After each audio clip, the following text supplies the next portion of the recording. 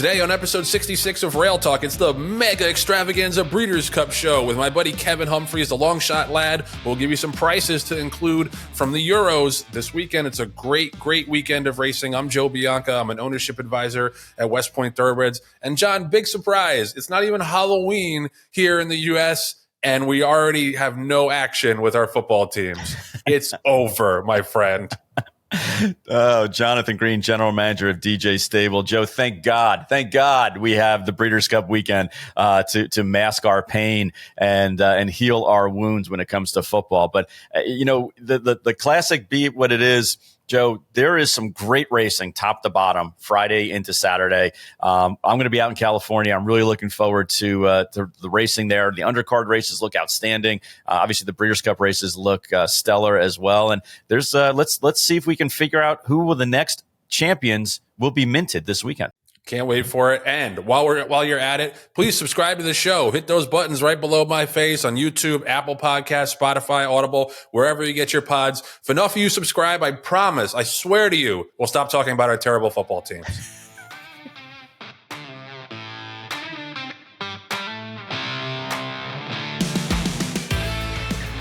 So this is the week of Breeders' Cup 41 out at Del Mar, where the surf meets the turf and where a lot of my bets are going to meet the garbage can undeniably this weekend. But I'm looking forward to it. Full fields, lots of international action. We're going to talk to my buddy Kev Humphreys in a little bit to get into all the Euros. Really, really good insight. So don't miss that. If you're betting at all this weekend, definitely worth a watch. So John and I are just going to touch really quickly on a few of the things that intrigue us just from an overview of the Breeders' Cup. It's obviously a phenomenal 2 days of racing. We've got 5 Breeders' Cup races on Friday, and we've got 9 on Saturday, 14 in total. Obviously, John's got the home team interest with 3 horses on Friday. The only West Point affiliated horse that we've got this weekend is Vava. That's why I won't be out there because we only have the one horse running, but she's obviously got a big shot in the filly and mare sprint, so that'll be the sentimental favorite for me.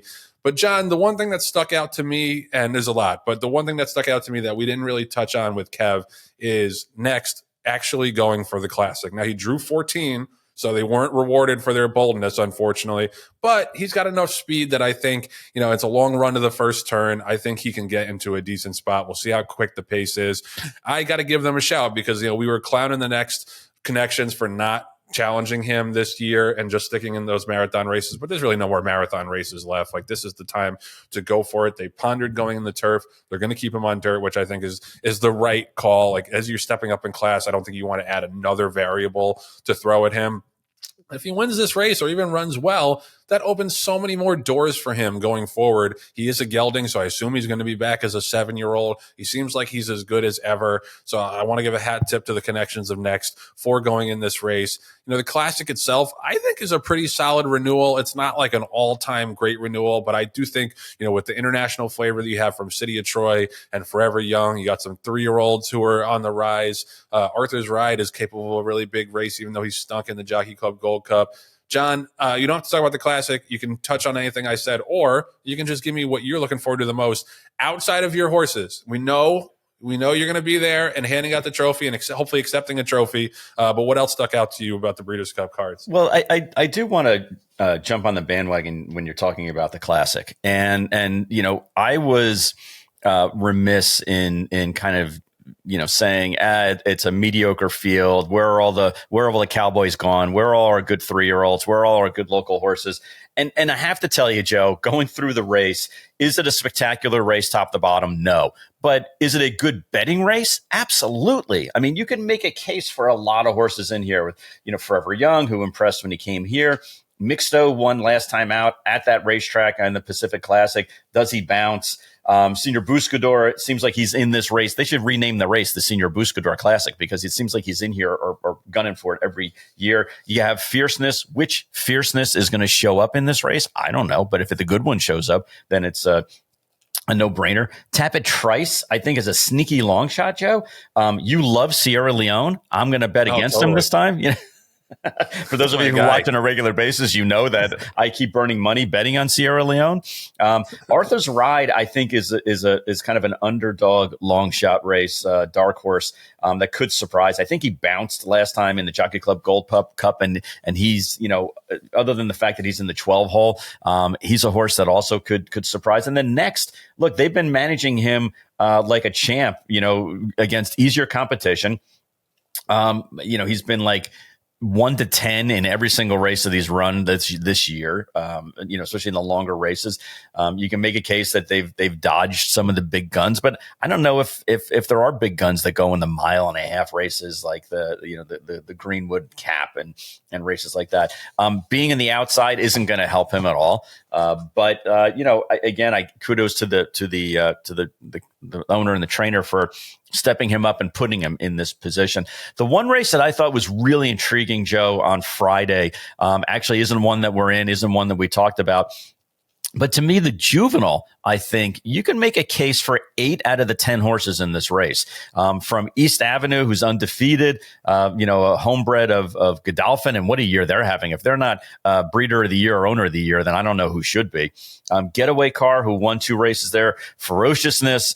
Jonathan's Way, who, on top of the fact that he's undefeated, how about this tidbit that they showed yesterday when on the post position draw, that the owner and trainer survived a plane crash, Joe. Survived a plane crash. I'm assuming It was together. I'm assuming it wasn't like each of them were in a plane and they almost crashed. But they survived the plane crash and then stepped up and bought this Vacoma for $290,000 as a weanling, and now he's one of the favorites in this race. Citizen Bull, Gaming, typical Baffert horses that have speed and are talented. Shin Believe, who was an $800,000 Constitution, and the only start of his life, Joe, the only start of his career was a 9-furlong maiden race. When's the last time you saw that? A first-time starter winning 9 furlongs and then coming here. And then Chancer McPatrick, who's undefeated in 3 starts, and was a $725,000 2-year-old. So, I mean, you can dive deep into that race and legitimately pick 8 out of 10 horses, I think, in this race that have a good to really good chance. This to me is an all bet, Joe, and you're the gambler. So, did you look at this race yet? And if so, how do you delineate who you'd bet on? Yeah, I don't know if I'm going to go all, just because I don't trust the California horses quite as much. I think the better shots are on the East Coast. Shin Believe is really interesting. We're starting to see not just the Japanese bred horses, but some of the horses that they're coming over and buying at our sales now come to compete in the Breeders' Cup, because this is an $800,000 son of Constitution who was bought at the OBS March sale. We talked about a Koro Sig, who's going to be the favorite in the juvenile turf sprint. $250,000 son of Twirling Candy, also bought at OBS March. So it's not just the Japanese breeding program that's getting them into these big spots. They're starting to now take our lunch in terms of the sales and then come maybe take our lunch in the Breeders' Cup. So that's really interesting. Who knows what to do with him, but I wouldn't be shocked if he factored. I think East Avenue is a bet against, and he's been brilliant in his first 2 races. He crushed them in the Breeders' Futurity, looked amazing. Problem is he's on the rail and there's a lot of speed to his outside. And this is the kind of race with a lot of horses stretching out, a lot of lightly raced horses who've only run towards the front, where there could be some real action on the front end. And that's why I prefer Jonathan's Way. Just he's 9-2 morning line. East Avenue's 5-2. At those prices, I 100% prefer Jonathan's Way, just because you go back and you look at his debut. He broke terribly, and it didn't matter. He just made that huge run and blew him away in the stretch. Then he had the versatility to go to the front in the Iroquois, fight off some other horses, and keep going. So he's the horse to beat, even though East Avenue is a little bit faster on figures. Chancer McPatrick obviously has to be talked about because he's 3 for 3. He has that big closing kick that you don't often see from 2-year-olds. But the Del Mar dirt track has not played kindly to speed so far this year. Even if you do get a little bit of a pace meltdown, is it going to be enough to get him there at what's likely a short price? I lean towards Jonathan's Way, excuse me. I think Citizen Bull is interesting, who you mentioned from Bob Baffert. But yeah, this is a very, very fascinating race. And a lot of horses that I think we could see in the Derby. You know, obviously you Yeah. usually get participation from the juvenile, the Derby, but I think there's a lot in particular in this renewal that we're going to see on the first Saturday in May. No question about it. And when we ran against Jonathan's Way with Sandman and the Iroquois, I remember being like, oh my God, who is that horse? I can't believe how impressive he was, especially the way that he did it. Because even that race, I know he was like the lukewarm favorite with Owen Almighty and Sandman. And I think there was another horse that was like 4-1. It was a tough field for an early 2-year-old prep race, in essence. So yeah, I can see why you like Jonathan's Way as well. But please, I interrupted you. What race are you looking forward to?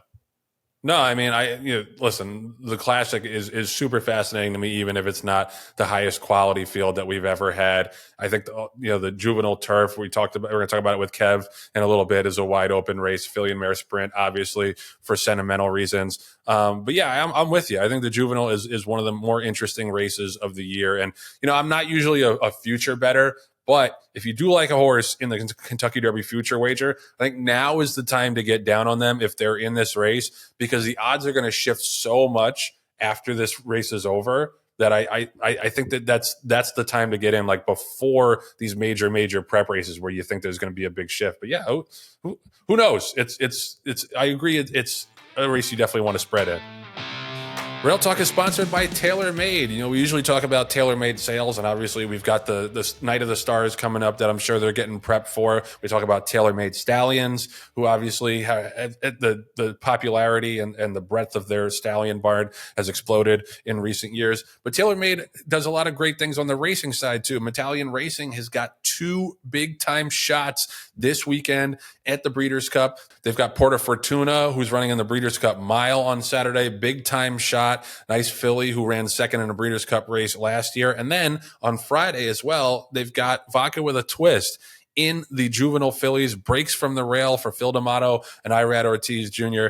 John, the Taylor family, Medallion Racing well, and I'm sure it's going to be a sentimental favorite for you this weekend as well. No question about it. We're always rooting for TaylorMade, and especially when they have horses in these big races through Medallion Racing. And chalk it up to Medallion Racing. Last year they had Porta Fortuna, who finished second in the Breeders' Cup with Donica O'Brien training. They're bringing the horse back now as well for this year's Breeders' Cup. We had Papilio running well, and now they've unearthed Vodka with a Twist, who was a modest, I think it was like $2,000 or something like that as a yearling purchase. So they turn over every stone to try to find top racehorses, which doesn't surprise me because they do that whenever they're unearthing good opportunities for you in the stallion shed or at the sales, Joe. Yep, absolutely. And like I said, right around the corner from the Night of the Stars, so I know they're getting prepped for that, but best of luck to the Taylor team and Medallion Racing this weekend at the Breeders' Cup. Oh, so we are so thrilled to bring this next guest onto the show. If you're on horse racing Twitter, you're very familiar with him. He's known as the Longshot Lad, my buddy from back in the day, Kev Humphreys. Welcome to the show. Hi, guys. Good to be here. Hey, so glad to have you, man. And like I said, if you don't know Kev, you should go check him out, especially around the time of Royal Ascot or the Art Card, because Kev is one of the best Euro handicappers on Twitter, and probably in the world, but definitely on horse racing Twitter. So I always hit him up, or you can see him sometimes on Steve Bick's show. He hits him up, and Kev comes on to discuss the international races because he's great at digging deep and finding these long shots that either win or hit the board. So what better time to bring Kev on the show than Breeders' Cup week, because there's a lot of Euro and Japanese participation. So I think we'll do it like this. We'll do a little bit on Friday because there's a lot of Euro 2-year-olds coming over. We'll take a quick break, and then we'll jump into the Saturday card and then finish up, obviously, with City of Troy and the Classic. That sound good to you dudes? Yeah, absolutely. Yep, you're driving the bus. Awesome. We're good. All right, cool. So we'll start with the juvenile turf sprint because this is a race that the Euros have increasingly embraced, I think, year after year. And this year there's 7 Euros and 1 Japanese horse among 12 horses. And frankly, on paper at least, they tower over the Americans. The 2 most interesting horses to me, at least on paper, are the Japanese horse, Akoro Sig, who ran the fastest 1,200 meters of any 2-year-old in the history of Japanese racing last time out. And I think Aidan O'Brien's horse on the outside, Ides of March, is pretty interesting. Those 2 seem to have the most upside. But Kev, these are lightly raised horses. There's 2-year-olds always have improvement in them. We have the top 4 finishers from the Flying Childers Stakes. Childers, yeah. hope I'm getting that right. So who are you leaning towards? What do you think of the Japanese horse? And is there anybody that you think could jump up at a price? Yeah, so look, I think it's interesting. You bring a lot of race form dynamics, not just across America, but across Europe and Japan.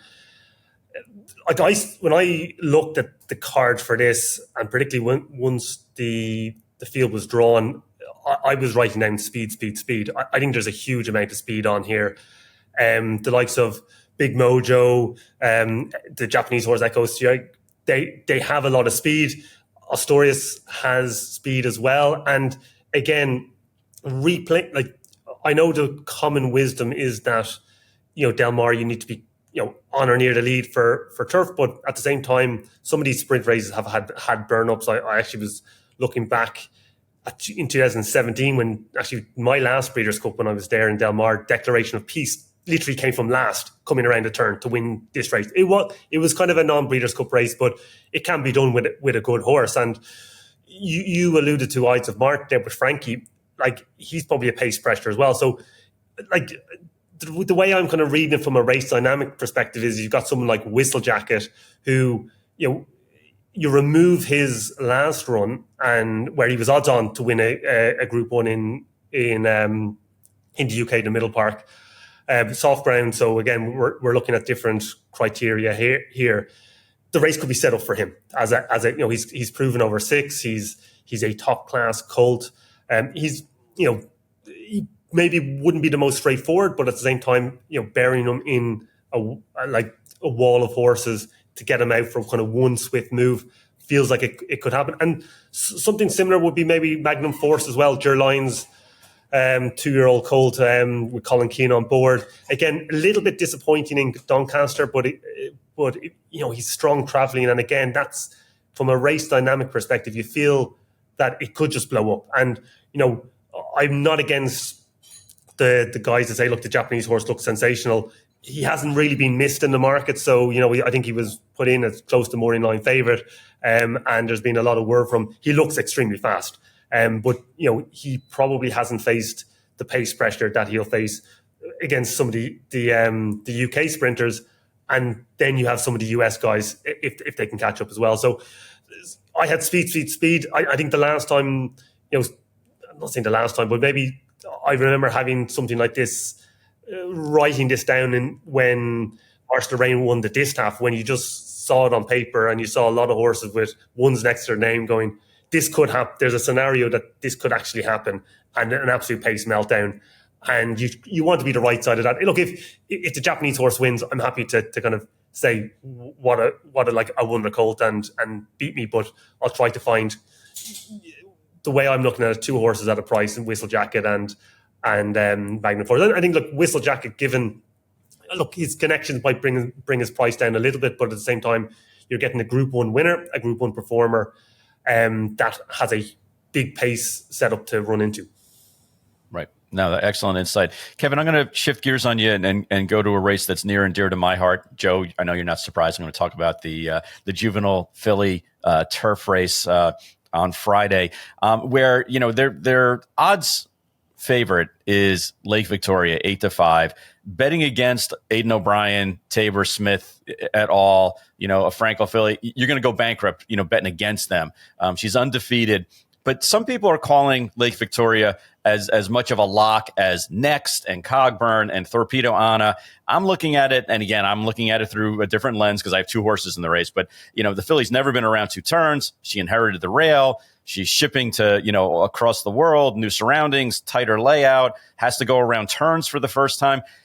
Which Lake Victoria is going to show up? The one that the betting public has made as an 8-5, or the morning line odds maker has made an 8-5, or hey, there's a chink in her armor, based on her racing style or her past performances. Give me an argument for it. Yeah. So look, I think with this race, sometimes I go through the past years, and actually Aidan O'Brien doesn't have a brilliant record in this race. He has a better record in the Colts version. He's brought over some good fillies in this, the likes of Happily September, Roly Poly, and so on. Good horses who are good fillies who haven't quite won. He did win it a couple of years ago at Mediate, who went off at about 2-1. She came into that race off a second in the Middle Park. Mm-hmm. And you are looking at maybe a slightly lower price for a dominant winner of the Middle Park. And so that was the one where Aidan O'Brien's fillies have been quite interesting this year, because there's always this kind of game to see who the best filly is in a stable of 2-year-olds and see how things go on. So it started with Giselle. There was the big rumors before she started. She got beaten in her maiden by Bedtime Story, who was the new horse. Fairy Godmother and Bedtime Story both won a Royal Ascot, and they were the horses kind of leading the charge. And Lake Victoria was quietly building up a great resume, then went to the Moyglaire in the Cur over 7 furlongs, won that relatively well against a small but deep field. She came back a couple of days later and trounced the middle part field, probably a lesser quality race, but she was very impressive, and with a slightly different run style. Again, maybe your worry is that she breaks a little slow and is in traffic, but I think she is the horse to beat. I think she is kind of in that banker territory. I'm trying to kind of get a read of the American form to try to understand, is there anything that can beat it? The bit I've kind of landed on is, like, Heaven's Gate is a very good deputy for Aidan O'Brien. I think she's kind of like Content last year, who kind of ran fourth at a big price for Aidan O'Brien, getting better each run. Was probably a personal best last time out.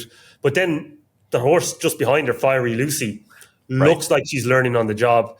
She has just settled a lot better, and again, I think she's drawn 10 or 11. She's drawn quite wide. She'll be a big prize. Like Cronwell and Gavin Cronwell and Gary Carroll, they're not big names in the US. They'll probably fly under the radar a little bit. He's a brilliant trainer, and he's a brilliant target trainer. So I think St. Connections had a horse a couple of years ago who ran 6th or 7th in the Filly Mare Turf, Princess Yazga. They're coming back. They'll have probably learned a few lessons. I always think the second time you come traveling, you learn a bit of lesson. And like, he's a very good Royal Ascot record. I think his first 2 or 3 horses won and they were placed. So he knows what to do when traveling. And look, at 20 to 1 plus, she could have run the race of her life and come 6th. But at the same time, she could anything. You're trying to get the bonus on top of that, and 3rd, 2nd. If the stars align, she wins. You get a huge prize. But I'm always trying to find ways to bet against the Europeans to see, is there anything from a US angle. I haven't quite been sold on anything just yet, so I'm happy to try to find a way of covering the 3 and seeing if they kind of if they go 1-2 or 1-2-3 even. I think John will sell you on 2 horses in particular in this race, because he's got the 2 Nitrogen, and on the outside he's got Vixen, who I thought both ran really good races in the Talma lightly raced horses, who I think can step it up. We also got to touch on the top U.S. hope, at least on paper, Thought Process for Phil D'Amato. Local horse has already won twice over the Del Mar turf, is handy. She can go to the front, or she can sit a little bit. I think this is a really interesting race, just because I think I wouldn't be surprised from anything between Lake Victoria winning by 5 lengths or a 40 to 1 shot coming in and winning. So it's one of those races I think you kind of you spread a little bit and then you punch or lean on Lake Victoria. Interesting note is that the Euros have only won 3 of 16 runnings of the juvenile fillies turf. They've done a lot better in the boys version. So let's switch over to the boys version. To me, this is the most wide open of the races on Friday. The top 2 in the summer, New Century and Al Qudra, I think will rightfully take a lot of money. But I thought they both, I mean, John, you were in the race, so you can touch on this as well. I thought they both benefited from a really, really fast pace and a good setup that day. And not to blow smoke, John, but I thought Dream On might have actually run the best race that day. He made the first move into that quick pace. There's some Euros with some intriguing form, and there's an undefeated Japanese horse at the rail too. Seems like there's a lot of ways to go here. And John, I'm curious to get your thoughts as well. But Kev, where do you lean in this race? And do you share my sentiment that this is one of the more wide open races on Breeders' Cup weekend? Yeah, I do. And I think I had in my notes that Dream On ran a great race in Woodbine as well. I thought New Century and Alquidra, they ran good races, and I think they've been knocking heads a few times. but they feel like there's very solid horses, but they feel quite beatable as well. And I've always had a piece like my trend was always to go first time in the US rather than second time in the US, and look, or maybe North America to be precise here. So I would prefer some of the other Europeans, and probably Henry Matisse is probably the one. Again, like a lot of Aidan's horses, they're not quite straightforward. And if you saw him in the national stakes, he was leaning all over Seagull's 11, and even then you kind of have to forgive him that. You have to forgive him his Longshot run as well over soft, where he just never really got going. And again, you're pinning your hopes on a return to fast ground and a pace setup, and he can kind of sprout wings. But again, with Aidan and Ryan, you're paying a little bit of a premium from a price perspective. The other Godolphin horse, Amori City, again, Buick rides, which is kind of a nod against Al Qudra, where I suppose James Joel is an able deputy, but he's failed the Group 1 test already, and is he going to absolutely definitely improve over a mile and this type of test? Who knows? The two Hugo Palmer runners, I think they're improving, and I think I wouldn't be they could go off big prices, and again, I wouldn't ever want to put off people back in big prices, particularly drawn in the middle. We'll probably try to Seagull's 11 ran a big race in the national stakes. Disappointed subsequently, but I think he has the Group 1 form in the book. The interesting one, I kind of looked at the Japanese horse. I've watched his replays. He's gone left-handed, right-handed. He's kind of done the Lake Victoria piece of he's run over 7. He's gone back to 6, upped in class, and doesn't actually look as impressive. But he's grounded out. He's gone left-handed. He's gone right-handed. He'll improve for the step up. And again, draw 1 probably isn't ideal, but it'll be. I think with the Japanese horses, you're trying to figure the mystique is gone to some degree in that you're not getting a Marshall Lorraine price or even a Loves Only You price who wasn't too bad as a top quality horse in filly mares.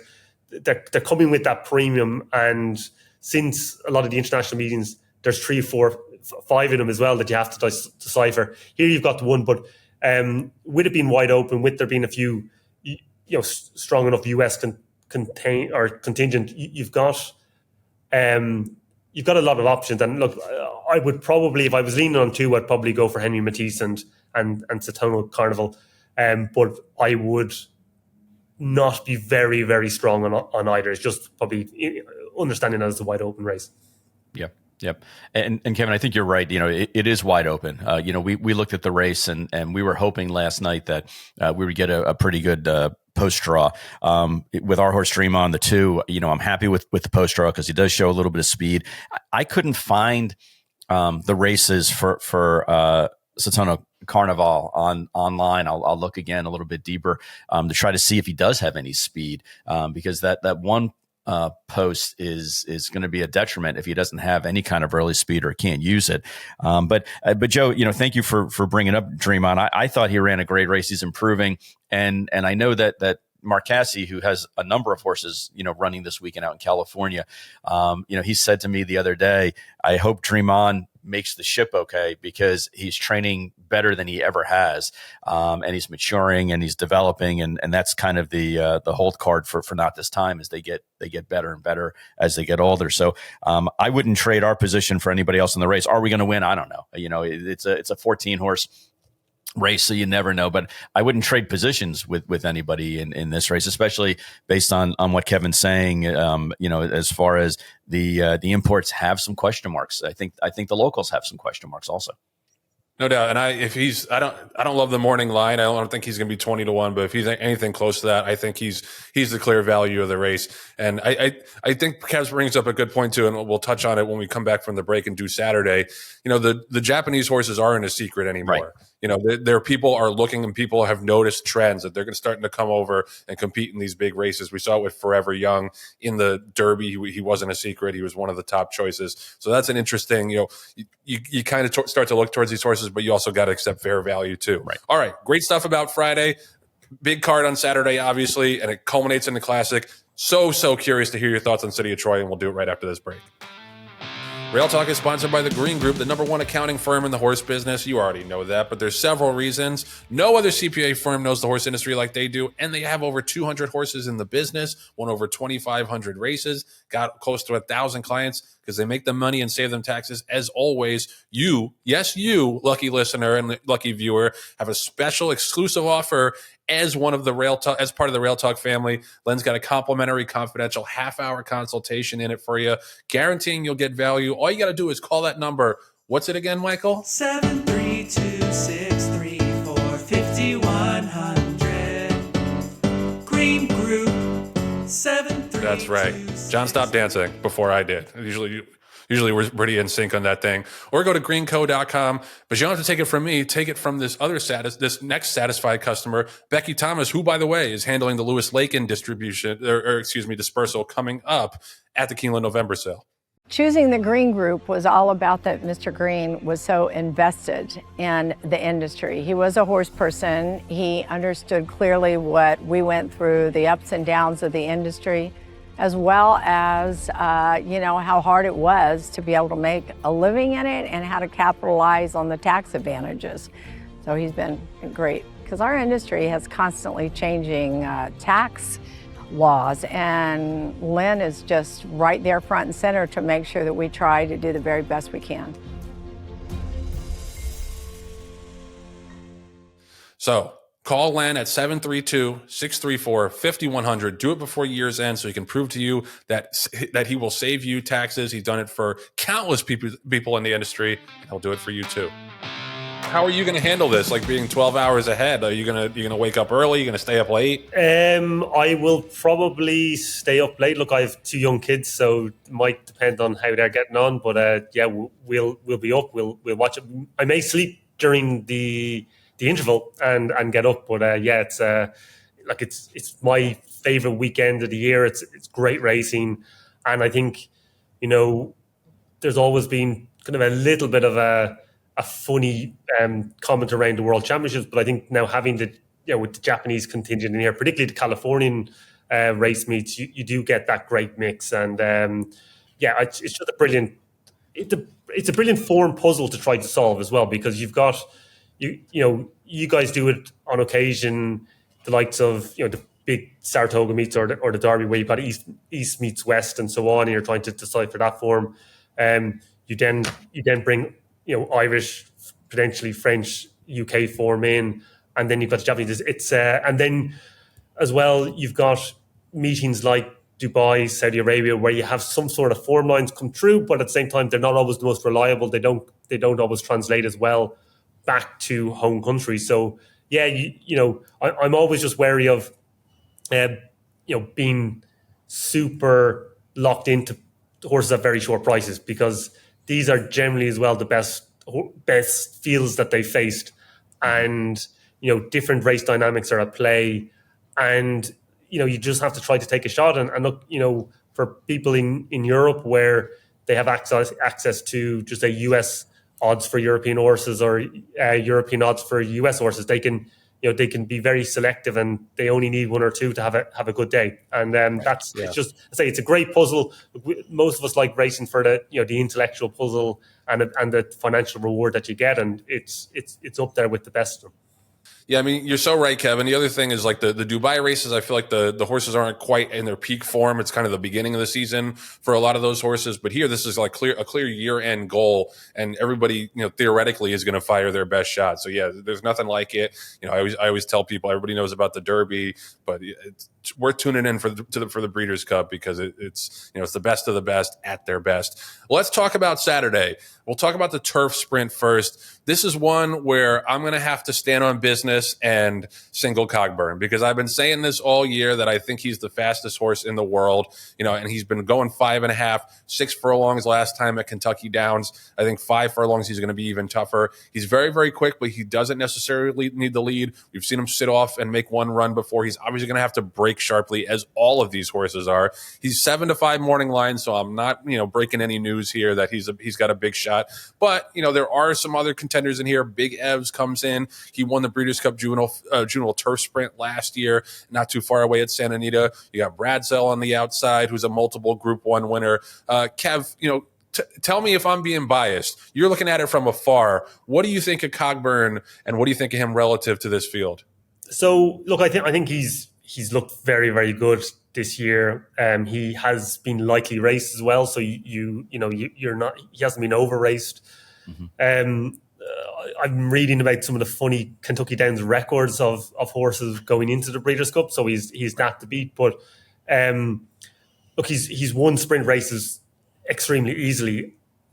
This one, our sprint division at home is a bit muddling. You get different winners. It's it's nearly like throwing numbers up in the air at times. But the most consistent ones have generally been Bradsell and Believing, who've kind of been knocking heads over the last three runs or so, and being very, very close to each other.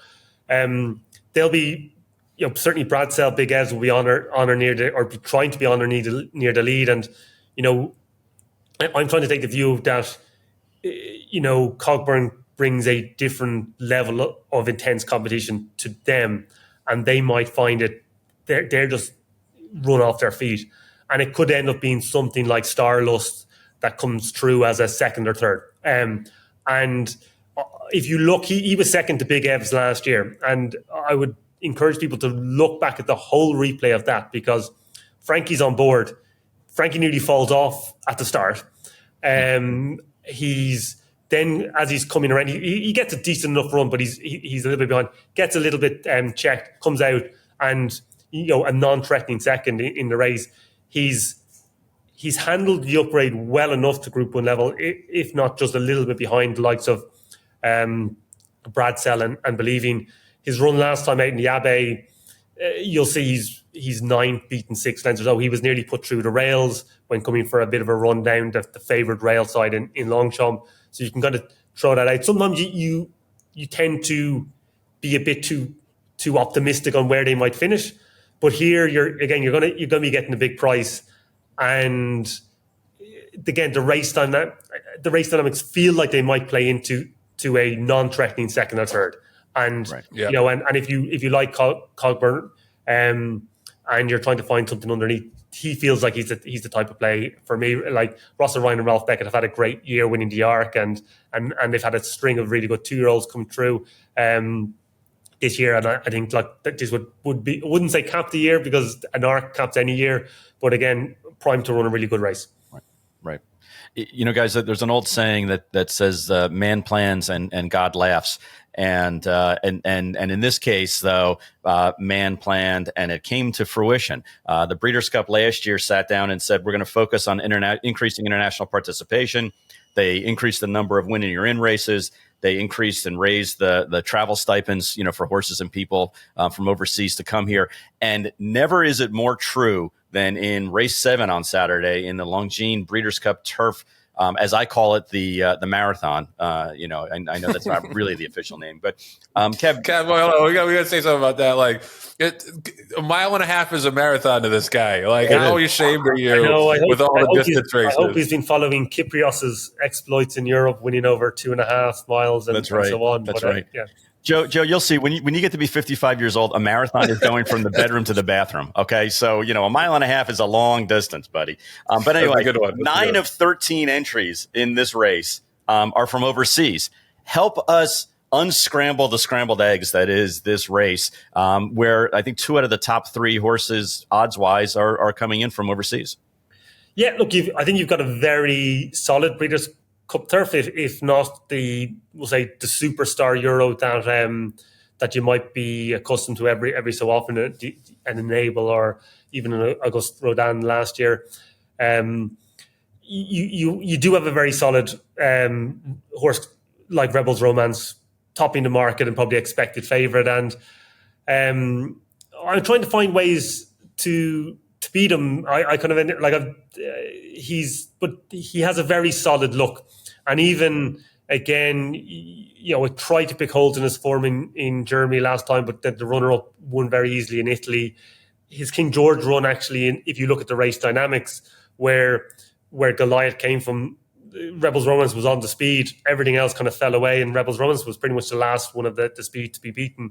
And Blue Stocking was ahead, who won the Arc. So again, the form's good. He's forming in the US. He's form traveling, and again, looking at kind of race dynamics, he's relatively tractable. He can go anywhere, and he feels like a solid favourite. There feels like there's less question marks over him than the likes of Emily Upjohn, who's going to be a bit in and out. It will be a great story with Frankie reunited. I think the form maybe of our last race maybe has got a bit too much airtime with the 1 and 2 running in the Arc 1-2.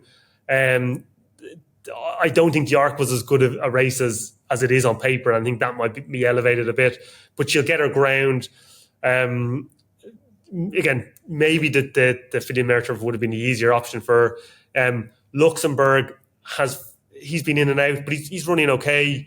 Wingspan is the fast improver, but she's possibly flattered by her run last time out, where nothing really came from off the pace, and this is a much deeper field. JRB now is the interesting one again. I was very intrigued to see him, but he hasn't been missed in the market, and that was the bit that I was a bit in some way, like he probably will go off a bigger price in his morning line. Brian Meehan feels very confident. He's won it with Red Rocks. He's won it with Dangerous Midge. He feels a better horse than both of them. He's got form on fast ground. He's run Economics quite close in France, who won the Champion Stakes. I like the 10 furlong angle going up to 12 furlongs in Del Mar, where again your European, you want to stretch out a little bit, and hopefully that will play. So I've tried to find ways to include the Japanese, like Shaver. He ran a great race last year. Actually, he should have been where Auguste Rodin was, and he would have won the race. And there was the mid race dynamics that kind of changed things. He's back again. His prep run was better this time than last time. Roshan Park, again, you can go back and find good form there. I just don't know if he's good enough here, and does the price compensate? So like I've kind of narrowed itself down to Rebels Romance and JRB as the kind of two main, a little bit unoriginal. The one actually US horse I do want to have a nod to is Gold Phoenix, who actually his Del Mar record really, really good. He ran a great race last year coming forward. He'll have a different trip out wide, but again, he'll just be a big price and he'll run all right. But again, with a lot of European horses who have question marks, they may not perform in their A game, and he's the type of horse who may take advantage there. But Rebels Romance and JRB probably being the two against the field for win purposes. Yeah, Rebels Romances have just been so solid.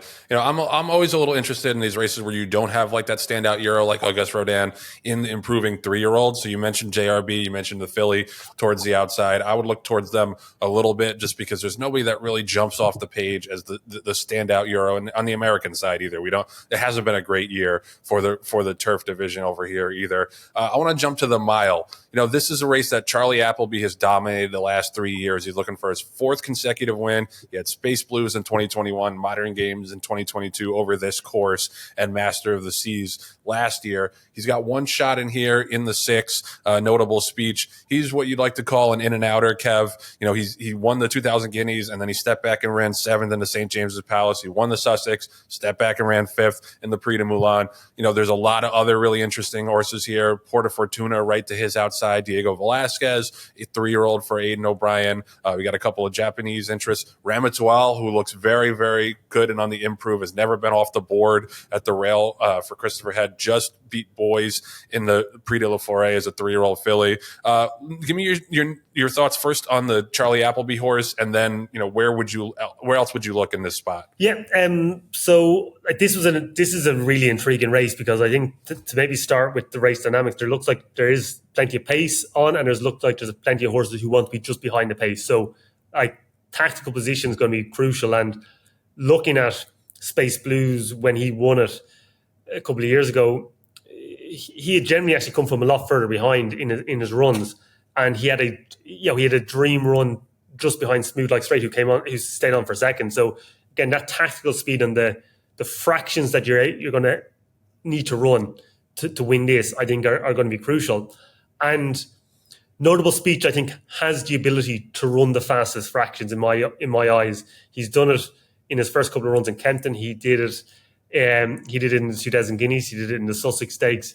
He's had the in and out runs, but you could say Ascot's a strange one. The Moulin was a little of a softer ground, and you kind of say, look, we'll forgive that. But he'll get his ideal conditions here, and I think it's going to, again, maybe slight doubt around left-handed, but his speed and his ability to run, again, very, very fast fractionals will help. The others, it's interesting. Like Forte Fortuna, she's had a stellar year, very consistent. It's interesting. She still probably has to take another step up to win this race against Open Company. Ramatuel is very interesting, because she was behind Forte Fortuna a few times, and then came out with this devastating run in the Forêt, where, again, was it the soft ground? Was it the freshness? Has she just matured? If she's a short price, you're taking a lot of those as uncertainties that in there that you may see she's not quite the finished article yet, or these conditions are very different to the Forêt. But you've horses like Kinross who've run well in a Forêt. He actually ran well in a Forêt, won a Forêt, ran well in a sprint in Ascot, and then ran well, nearly beating Modern Games in a Breeders' Cup Mile. So if you've got the quality, it's there. And I think, the other one was like Diego Velasquez has been kind of beating up on lesser quality. It's interesting they've kind of kept them deliberately fresh for this. They've had Henry Longfellow go for some of the bigger Group 1 prizes over a mile in Europe, and they've kind of kept this guy fresh. The jury's out a little bit on will he even get to the pace, and will he be able to dictate things, which he's generally done the last two times. Geoglyph, the Japanese horse, again, he's had a big run overseas, like in the Saudi Cup before. He has star quality. He just doesn't look fast enough to me for this type of mile race. And I think, when I'm trying to look at some of the US horses, you've got horses again like Johannes, like Korsbecker, who kind of want to be on the pace or near it. In my head, you've kind of got some like Notable Speech who will be there just behind, and even if he's maybe a bit further behind the likes of Forte Fortuna and or Ramatuel, he potentially has the ability to outrun them in a straight, and has that kind of push button acceleration that I think is crucial for this type of race. So he's kind of the unoriginal choice that I have, but it's like, I always try to find long shots, but if I can't find it, I'm happy enough to settle on kind of the more logical one. And I try to keep the open mind on what might happen. But just with the mile, the way it's set up, the quality here, I suspect you're going to have to be in the first half dozen coming around the turn and just press go and go. Right. Yep. And guys, I think it's safe to say that the Breeders' Cup Classic will have more of an influential feeling from overseas horses this year than any other year. We just don't have a top contender remaining, in the field. You can make a case for Fierceness, I guess. You can make a case for Next. Although I think Next is going to announce new equipment. They're going to have Water Wings because he's so far to the outside that he might as well be in the Pacific, Joe. I know you'll appreciate that joke. Anyway, so other than, Joe and I talked about Forever Young and how impressive he was in the Derby, and then he came back, for the prep and won that impressively. City of Troy obviously is the talk of the town. Aidan O'Brien braggadociously, stating that he's one of the best horses he's ever trained, even though he's never run on the dirt before. That's a big question mark. Then you have Derma Sotogake, who has blinkers on for the first time. So change of equipment to try to induce a little bit of speed. And the other Japanese horse, Yushba Tesoro, who has run 35 times in his career, 35 times. So durability over his 7 years of life. Do either of those undercard horses show any kind of ability where you'd say I would play them in the under of my betting forays, or is it just Forever Young, City of Troy, and then an American horse? I think Ushba Tesoro was the classic kind of Gunavera second, third, fourth, and key off those. I think Del Mar is not probably going to suit him, but his prep run was actually extraordinary. He ran right by Dermot Sotogake, like he was standing still. Came second in it, but he came from a mile back, and he just has this grinding style that you'd like to think he's got a finishing in him, but whether it's kind of that quality that you may see in the real. Dermot Sotogake is an interesting one that, like, he ran really well over last year in the Classic. He probably hasn't looked like he's needed 10 furlongs, and I know he had second preference for the dirt mile. It'll be interesting. He'll be a price. I will probably not have him, but to my cost if he comes through. But I would have Ushba Tesoro as my kind of longer shot Japanese horse that I would want to include. Yeah, and I think that, he made a good point about the way the track played. John and I talked about this a little earlier. Like, Del Mar was very, very speed favoring all summer. Mm-hmm. It's obviously, a different ball game sometimes in November, but yeah, you don't want to be a million lengths out of it. And I think that's one of the reasons that Dermot Sotogake ran so well in the Classic last year, is they did show more speed. He was able to sit fourth, even though it was a really quick pace, and he still had a little bit left in the lane. Last question from me, Kev. We can't get out of here without getting your thoughts on City of Troy. We had Tink on last week. He thought the hype machine was a little overboard for City of Troy. He's obviously been brilliant. He's a champion. He's 6 for 7. But I want to know about your thoughts from a bettor's perspective, because you are the Longshot Lad, and City of Troy is going to be short. He's going to be 5-2, 2-1. There's an old adage in racing: never take a horse at a short price doing something for the first time. How do you look at City of Troy? Do you think he's just that good, and it's just a matter of if he handles dirt, he's going to beat these horses, or do you think he's vulnerable as a favorite?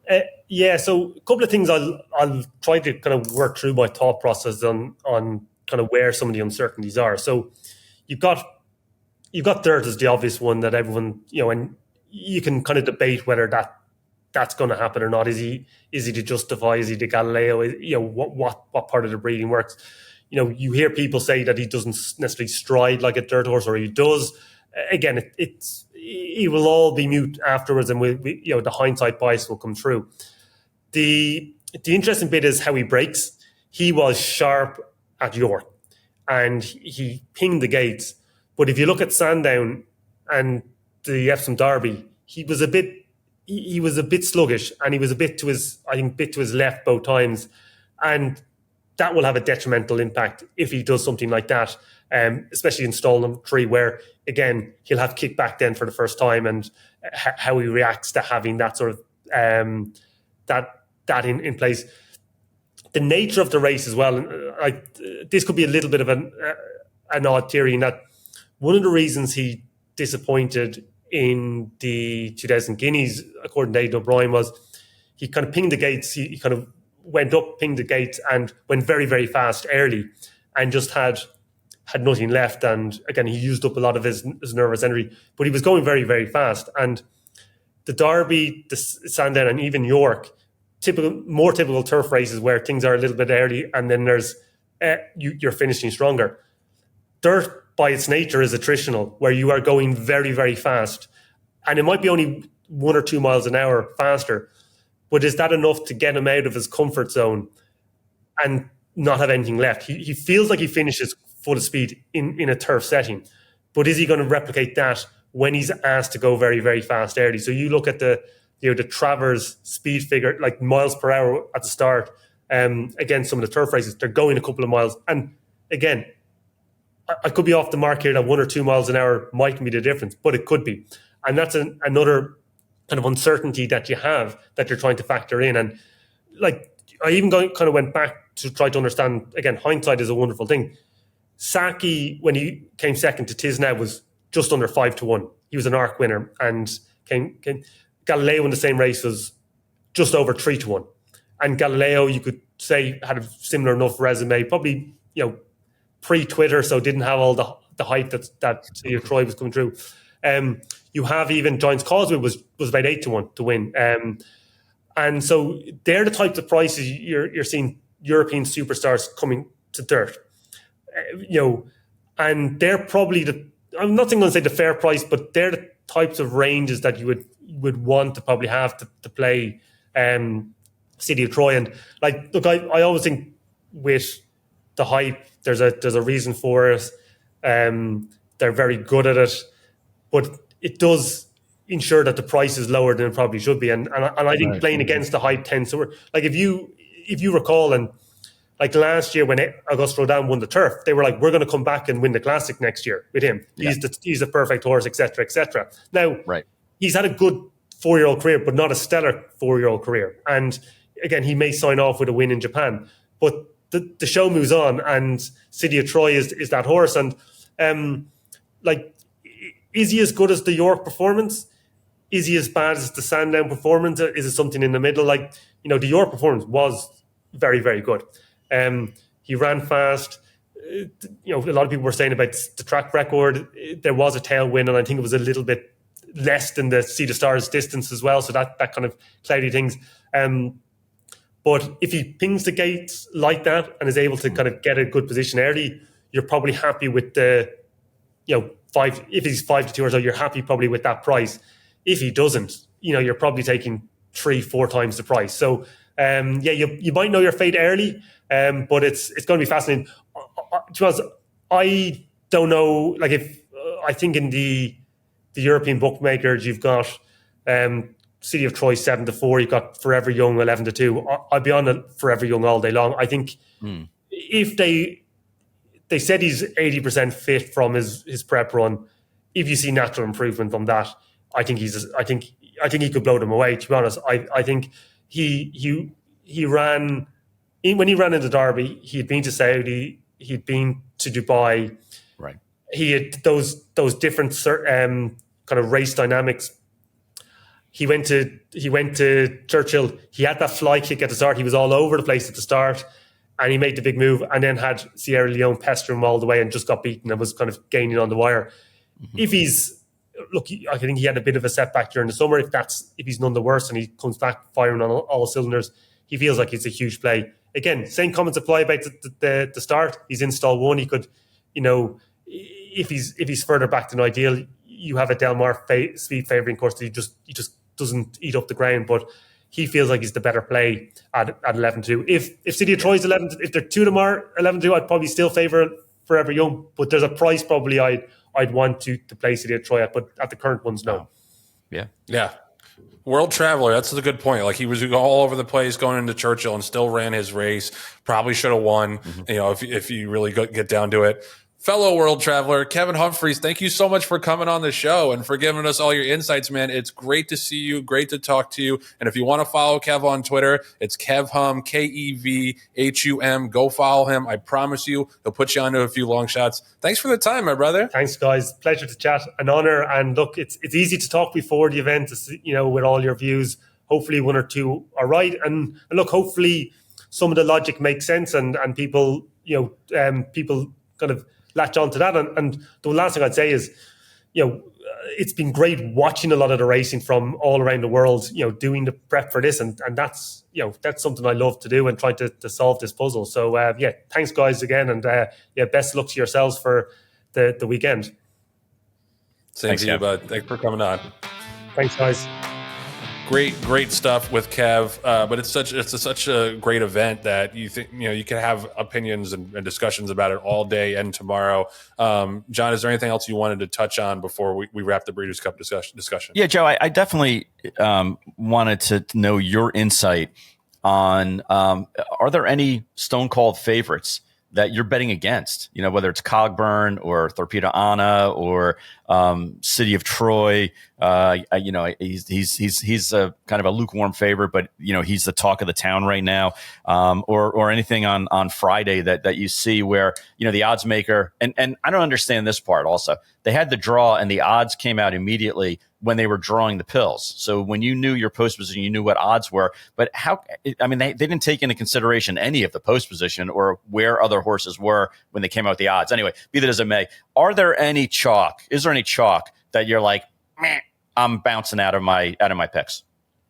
Nobody that I'm like tossing completely, but I do think City of Troy is just necessarily going to be an underlay because of what I said about him trying something new for the first time. Maybe he's just that good, but do I really want to take 2-1 in a pretty deep field to try to find out if he's a dirt horse? I just in general don't think that something like that is great value. Yeah, it's an interesting point on the morning line because they don't do that with the Derby. The Derby, they wait to see the post position draw and then figure out what odds people are going to be. I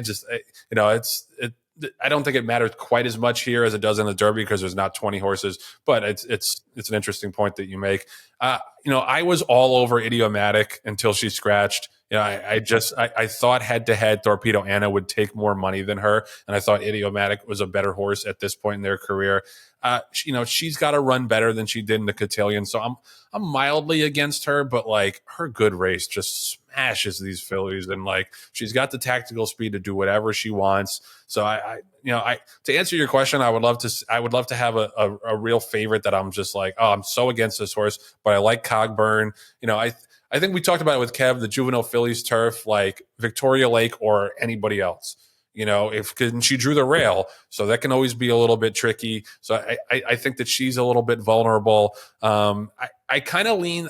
What I try to do, and the Japanese horse is a real interesting lean for me in the juvenile turf sprint. I know it's a field full of speed, but I think a lot of times if you can find a horse to lean on at like 3-1 or 7-2. And then single that horse and spread in some other races, like because everyone's going to be singling Torpedo Anna. Certain horses that everyone's going to be keying on. I think if you can find a horse like that, 3-1, 7-2, 4-1, and lean on that horse in multi-race bets, I think that's the way to go. But no, there's nobody that really jumps out like, oh, I cannot wait to bet against this horse. East Avenue a little bit. I don't know how short he's going to be, probably like 9-5 or so. I think he's vulnerable, but yeah, nobody that I've been just dying to bet against. One thing we also would be remiss not to mention, Emma-Jayne Wilson got into a spill over the weekend and is in the ICU. She has pelvic and neck injuries. If you remember earlier this year, Emma-Jayne passed Julie Crone for the all-time earnings record for a female jockey. She's obviously been doing this for a long time. Top-level rider, so we want to send all the best to her. But John, you have a little bit more detail on this. Well, yeah, I mean, Emma-Jayne, has ridden a number of horses for us up in Woodbine, and we've said before when we talk about her on the show that she is as classy as she is talented. I mean, she is just one of the top people in the industry, let alone one of the top riders up in Canada. And always has something intelligent to say when she gets off a horse, always gives you good feedback, is a professional rider in the truest sense, and just a really great person. So it was with great pain and sadness that I heard that she had injured herself. Thankfully, she was the only one injured in the spill. But our thoughts and prayers go out to this classy individual, and genuinely, mean that when we say that we hope that you get better soon, and even if you never ride again, we hope that you're healthy enough to continue and be part of this industry. And I look forward to our conversations again, once you're up and available. Real Talk, as always, is sponsored by Fasig-Tipton. Lots of big news going on in the Fasig-Tipton world. Had a really, really nice sale last week at the Kentucky October Yearlings. We picked one up at West Point. Colts by Not This Time and Curlin topped the final session of the Kentucky October Yearlings. It was an excellent, excellent sale. And there's another Curlin filly who topped the previous session. And the EJ Won the Cup flash sale on Fasig-Tipton Digital. EJ Won the Cup. sold for $870,000 at the flash sale. So what do we say about these digital sales, John? That they just keep growing in success and importance. And EJ Won the Cup sets that new benchmark. 3-year-old multiple graded stakes place son of Omaha Beach, consigned by Doug O'Neill, $870,000. And shout out to your boy Eric Johnson. EJ Won the Cup, the namesake of that horse. I'm assuming. I don't know if there's any other EJs who've won any other cups. I assume that was the inspiration. So that's huge. Those digital sales, and especially the flash digital sales, where you can have that one horse. And John, you did it earlier this year with Mensa.